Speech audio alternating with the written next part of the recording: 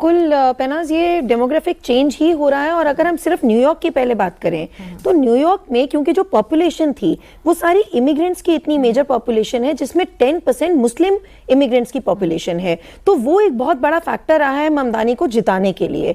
और ये चीज ममदानी को समझ में आ गई है कि भैया मुस्लिम कार्ड खेलकर, ये जो रिलीजन का कार्ड खेलकर है, जैसे आप कह रहे थे कि वो एक अर्बन इस्लामिस्ट के तौर पर अपने आप को प्रोजेक्ट करने की कोशिश कर रहे हैं, वो बिल्कुल सेंसेशनलाइज करने की कोशिश कर रहे हैं। क्योंकि अगर उनके आप रूट्स देखें, वो केवल 2023 में नहीं सर, 2020 में भी उन्होंने खालिद की डायरीज से पढ़ा है, लोगों को एड्रेस किया है, प्रेजेंट डायरीज के नाम से वो पढ़ रहे हैं, चर्चाएं कर रहे हैं। वो बिल्कुल बिल्कुल 23 में 20 में। और जब उनकी मदर का अगर आप देखें, मीरा नैयर, जो इंडियन आइडेंटिटी की बात भी अगर हम करें तो मीरा नैयर भी सीएए को लेकर 2019 से ही प्रोटेस्ट करती आ रही हैं। तो ये खानदानी एक सिलसिला चला आ रहा है कि भारत में मोदी को कहना कि तुम वॉर क्रिमिनल हो और यहाँ पे अयोध्या में राम मंदिर नहीं बनना चाहिए, तो ये सब अपने आप को सेंसेशनलाइज करने वाले ही तो मुद्दे हैं सारे।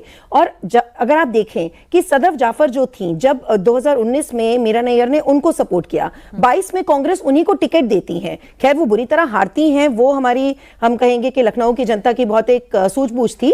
लेकिन जो ये दोनों मदर सन की जो एक ये पॉलिसी रही है कि बार बार एंटी हिंदू कार्ड खेलना, प्रो मुस्लिम कार्ड खेलना, अपने आप को इस्लामोफोबिया को जो एक अमेरिका में चल पड़ा था उसको खत्म करने की जो बात है, एक जो इस्लाम को आगे पॉपुलेशन, जेंडर, डेमोग्राफी, सब कुछ बहुत तेजी से ये बदलता, ये बिल्कुल जैसे आप सर कह रहे हो कि सादिक खान से ये और बहुत आगे निकलने वाली चीज है जो हमें बिल्कुल देखनी पड़ेगी। और स्टार्टिंग में आपने कहा था कि अपने आप को सोच रहे हैं कि हम प्रेसिडेंट बनेंगे।